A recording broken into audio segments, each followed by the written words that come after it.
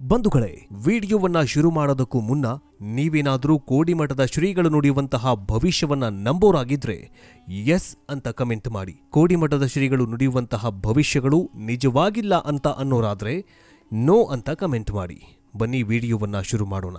ದೇಶದಲ್ಲಿ ಸನ್ಯಾಸಿ ಸೇರಿ ರಾಷ್ಟ್ರೀಯ ನಾಯಕರ ಸಾವು, ಯುದ್ಧ ಭೀತಿ, ಅಣುಬಾಂಬ್ ಸ್ಫೋಟ, ರಾಜಕೀಯ ಕಲಹದ ಮಹಾ ಸುಳಿವು ಕೊಟ್ಟ ಕಲಿಯುಗ ಕಾಲಜ್ಞಾನಿ. ಆಶ್ವೀಜದಿಂದ ಮಕರ ಸಂಕ್ರಾಂತಿಯೊಳಗೆ ರಾಷ್ಟ್ರಮಟ್ಟದಲ್ಲಿ ದೊಡ್ಡ ದುರಂತ.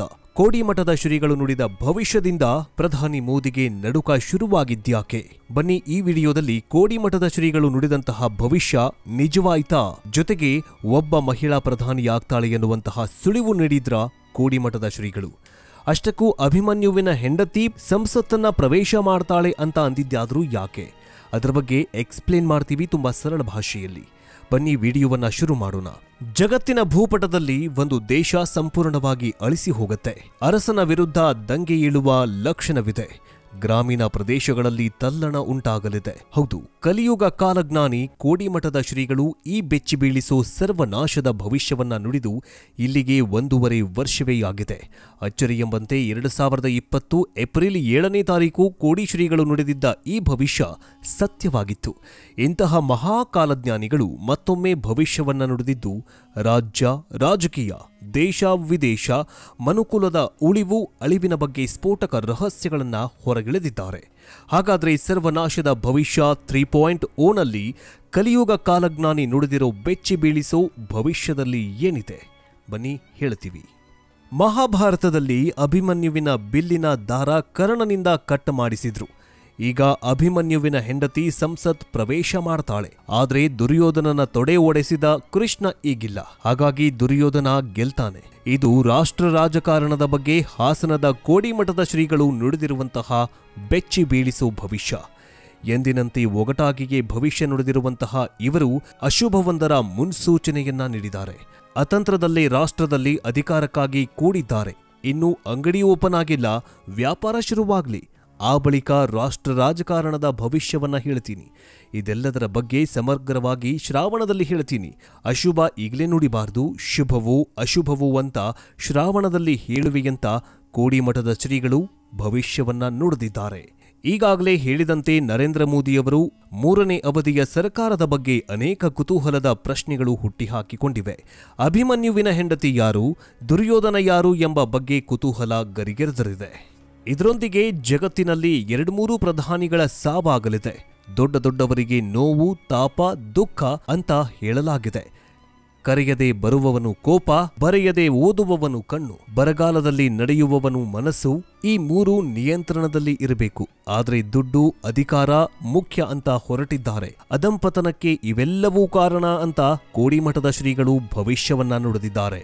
ಇನ್ನು ಈ ಸಂವತ್ಸರ ಒಳಿತಿಗಿಂತ ಕೆಡುಕು ಹೆಚ್ಚು ಮಾಡತಂತೆ. ಭಾರತೀಯ ಪದ್ಧತಿಯಲ್ಲಿ ಸಂವತ್ಸರಗಳಿಗೆ ಮಹತ್ವ ಇದ್ದು ಈಗ ಕ್ರೋಧಿ ನಾಮ ಸಂವತ್ಸರ ನಡೀತಾ ಇದೆಯಂತೆ. ಈ ಸಂವತ್ಸರ ಒಳಿತಿಗಿಂತ ಕೆಡುಕನ್ನೇ ಹೆಚ್ಚು ಮಾಡಲಿದೆಯಂತೆ. ಭೂಮಿ, ಅಗ್ನಿ, ಆಕಾಶ, ವಾಯು, ಜಲ 5ರಿಂದಲೂ ಕೂಡ ತೊಂದರೆಯಿದೆ. ಆಕಾಶಕ್ಕೆ ತತ್ವ ಆಗಲಿದೆ. ಆ ಆಕಾಶ ತತ್ವ ಏನಂತಂದ್ರೆ ನಾನು ಶ್ರಾವಣದಲ್ಲಿ ಇದರ ಬಗ್ಗೆ ಹೇಳ್ತೀನಿ. ಸುರಿದಲ್ಲಿಯೇ ಮಳೆ ಸುರಿಯತ್ತೆ, ಭೂಕುಸಿತ, ಜಲಪ್ರಳಯ ಲಕ್ಷಣ ಇದೆ. ಗಾಳಿಯಿಂದಲೂ ಕೂಡ ಅನೇಕ ತೊಂದರೆಗಳು ಆಗಲಿವೆ ಅನ್ನೋ ಮೂಲಕ ರಾಜ್ಯದಲ್ಲಿ ಅತಿವೃಷ್ಟಿಯಿಂದ ಅನಾಹುತಗಳಾಗುವ ಸೂಚನೆಯನ್ನ ನೀಡಿದ್ದಾರೆ. ಕೆಲ ದಿನಗಳ ಹಿಂದಷ್ಟೇ ನಟ ದರ್ಶನ್ ವಿಚಾರವಾಗಿ ಮಾತನಾಡಿದ್ದ ಕೋಡಿಮಠದ ಶ್ರೀಗಳು ಕೋಪದ ಕೈಗೆ ಬುದ್ಧಿ ಕೊಡದೆ ಇದ್ದಿದ್ರೆ ಇಂತಹ ಘಟನೆಗಳು ನಡೀತಾ ಇರಲಿಲ್ಲ. ಉಮಾಪತಿ ಕೋಪವನ್ನ ನಿಯಂತ್ರಣ ಮಾಡಿಕೊಂಡಿದ್ದಕ್ಕೆ ಆತ ಗೆದ್ದ. ಕೋಪದ ಕೈಗೆ ಬುದ್ಧಿ ಕೊಟ್ಟ ದರ್ಶನ್ ಜೈಲು ಸೇರಿದ. ಈ ಹಿಂದೆ ಶ್ರೀಗಳು ಇಂದಿರಾ ಗಾಂಧಿ ಮತ್ತು ರಾಜೀವ್ ಗಾಂಧಿಯವರ ಬಗ್ಗೆಯೂ ಕೂಡ ಭವಿಷ್ಯವನ್ನ ನುಡಿದು ಪ್ರಸಿದ್ಧಿಯನ್ನ ಪಡೆದಿದ್ರು. ಇನ್ನು ಈಗಾಗಲೇ 3 ಪ್ರಧಾನಿಗಳ ಸಾವು ಅನ್ನುವಂತಹ ಭವಿಷ್ಯವನ್ನ ನುಡಿದಿದ್ದಾರೆ ಕೋಡಿಮಠದ ಶ್ರೀಗಳು. ಜಗತ್ತಿನಲ್ಲಿ 2-3 ಪ್ರಧಾನಿಗಳ ಸಾವು ಆಗಲಿದೆ. ದೊಡ್ಡವರಿಗೆ ನೋವು, ತಾಪ, ದುಃಖ ಎದುರಾಗಲಿದೆ. ಕರೆದರೆ ಬರುವುದು ಕೋಪ, ಬರೆಯದೆ ಓದುವನು ಕಣ್ಣು, ಬರಗಾಲದಲ್ಲಿ ನಡೆಯುವವನು ಮನಸ್ಸು. ಈ 3 ನಿಯಂತ್ರಣದಲ್ಲಿ ಇರಬೇಕು. ಆದ್ರೆ ದುಡ್ಡು, ಅಧಿಕಾರ ಮುಖ್ಯ ಅಂತ ಹೊರಟಿದ್ದಾರೆ. ಇದುವೇ ಅಧಂಪತನಕ್ಕೆ ಕಾರಣವಾಗಲಿದೆ ಅಂತ ಭವಿಷ್ಯವನ್ನ ನುಡಿದಿದ್ದಾರೆ. ಇನ್ನು ಕರ್ನಾಟಕದ ಭವಿಷ್ಯ ಏನಂತಂದ್ರೆ ಕೋಡಿಮಠದ ಸ್ವಾಮೀಜಿಗಳು ಕರ್ನಾಟಕದ ಬಗ್ಗೆಯೂ ಕೂಡ ಅಚ್ಚರಿಯ ಭವಿಷ್ಯವನ್ನ ನುಡಿದಿದ್ದು ಮುಂಬರುವ ದಿನಗಳಲ್ಲಿ ಅಕಾಲಿಕ ಮಳೆ ಭಾರೀ ಪ್ರಮಾಣದಲ್ಲಿ ಆಗಲಿದೆ. ಇದರಿಂದ ಬೆಳೆ ಹಾನಿಯಾಗುವುದರ ಜೊತೆಗೆ ಜನರ ಜೀವಕ್ಕೂ ಆಪತ್ತು ಎದುರಾಗಲಿದೆ ಅಂತ ಹೇಳಿದ್ದಾರೆ. ಹೀಗಾಗಿ ಬರಗಾಲದಿಂದ ಕೆಂಗಟ್ಟಿದ್ದ ರೈತರು ಹಾಗೂ ನಾಗರಿಕರು ಮುಂದೆ ಪ್ರವಾಹಕ್ಕೆ ತುತ್ತಾಗುವ ಮುನ್ಸೂಚನೆಯನ್ನು ಕೂಡ ನೀಡಿದ್ದಾರೆ. ಈ ಹಿಂದೆಯೂ ಕೂಡ ಕೋಡಿಮಠದ ಶ್ರೀಗಳು ಭವಿಷ್ಯವನ್ನ ನುಡಿದಿದ್ರು. ಆ ಎಲ್ಲಾ ಭವಿಷ್ಯಗಳು ನಿಜವಾಗಿದೆ. ಅದರಲ್ಲೂ ಪ್ರಮುಖವಾಗಿ 2019 ಡಿಸೆಂಬರ್ 21ರಂದು ಇಡೀ ವಿಶ್ವಕ್ಕೆ ಕೊರೋನಾ ಅನ್ನೋ ಮಹಾಮಾರಿ ಹುಟ್ಟಿಕೊಳ್ಳುತ್ತೆ, ಅದು ಎಲ್ಲರನ್ನ ಸಾಯಿಸತ್ತೆ, ಸಾವಿನ ಸುನಾಮಿಯನ್ನ ಎಬ್ಬಿಸತ್ತೆ ಅನ್ನುವಂತಹ ಅಚ್ಚರಿಯ ಭವಿಷ್ಯವನ್ನ ಇದೇ ಕೋಡಿಮಠದ ಶ್ರೀಗಳು ನುಡಿದಿದ್ರು. ತಮ್ಮ ತಾಳೆಗರಿಯಲ್ಲಿ ಬರೆದಿದ್ದಂತಹ ಭವಿಷ್ಯವಾಣಿಗಳು ಇಂದಿಗೂ ಕೂಡ ನಿಜವಾಗ್ತಾ ಬಂದಿವೆ. ಮುಂದಿನ ದಿನಗಳಲ್ಲಿ ರಾಷ್ಟ್ರೀಯ ಮಟ್ಟದಲ್ಲಿ ಏನೆಲ್ಲ ಬದಲಾವಣೆಗಳಾಗತ್ತೆ, ಪ್ರಧಾನಿ ನರೇಂದ್ರ ಮೋದಿಯವರು ಕೆಳಗಿಳಿದು ಮಹಿಳಾ ಪ್ರಧಾನಿ ಮತ್ತೆ ಆಗ್ತಾರಾ ಅನ್ನುವಂತಹ ಚರ್ಚೆಯೂ ಕೂಡ ನಡೀತಾಗಿದೆ.